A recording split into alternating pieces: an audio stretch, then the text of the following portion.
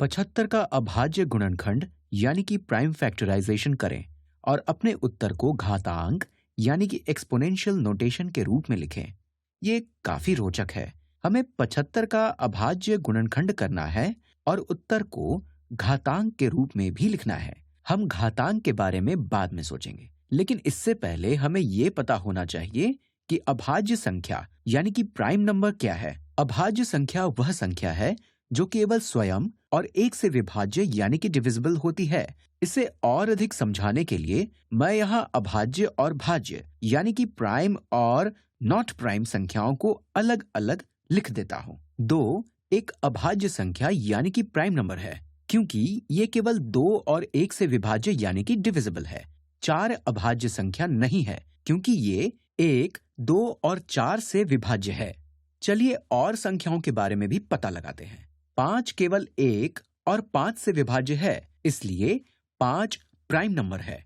6 अभाज्य संख्या नहीं है क्योंकि ये 2 और 3 से डिविजिबल है। 7 अभाज्य संख्या है क्योंकि ये 1 और 7 से विभाज्य है। 8 अभाज्य संख्या नहीं है। हो सकता है कि आप 9 को अभाज्य संख्या माने, लेकिन ये 3 से भी विभाज्य है, इसलिए 9 प्राइम नंबर नहीं है। प्राइम नंबर या अभाज्य संख्या का मतलब विषम संख्या नहीं है। 10 भी अभाज्य संख्या नहीं है क्योंकि ये 2 और 5 से विभाज्य है। 11 केवल 1 और 11 से विभाज्य है, इसलिए 11 अभाज्य संख्या है।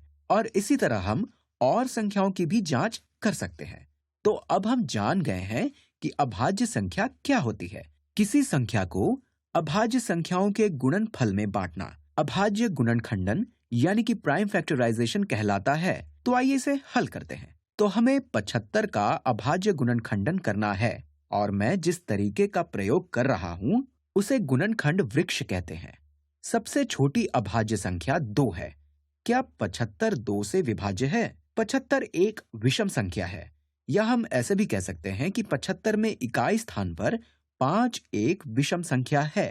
5 2 से विभाज्य नहीं है, इसलिए 75 भी 2 से विभाज्य या डिविजिबल नहीं है।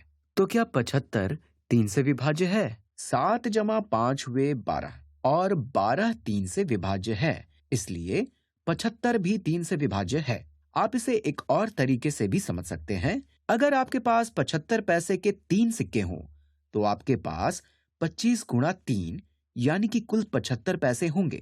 अब हमें यहाँ पर 25 का अभाज्य गुणनखंडन करना है क्योंकि 75 2 से विभाज्य नहीं है, इसलिए 25 भी 2 से विभाज्य नहीं होगा। लेकिन हो सकता है कि 25 3 से विभाज्य हो। 25 के अंकों का जोड़ करने पर 2 जमा 5 हुए 7। 7 3 से विभाज्य नहीं है, इसलिए 25 भी 3 से विभाज्य नहीं है।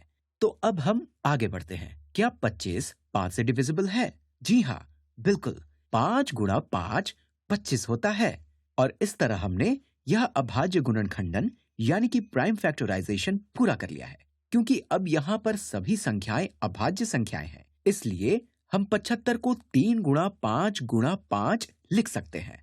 हम यहाँ इसे 3 गुणा 25 लिख सकते हैं और 25 को 5 गुणा 5 लिख सकते हैं। इस तरह हमने 75 का अभाज्य गुणनखंडन कर लिया है। लेकिन हमें उत्तर को घातांक के रूप में लिखने के लिए कहा गया है। इसका मतलब है कि हम दोहराई गई अभाज्य संख्याओं को घातांक के रूप में लिख सकते हैं। 5 गुणा 5 क्या है? इसमें 5 2 बार गुणा हो रहा है।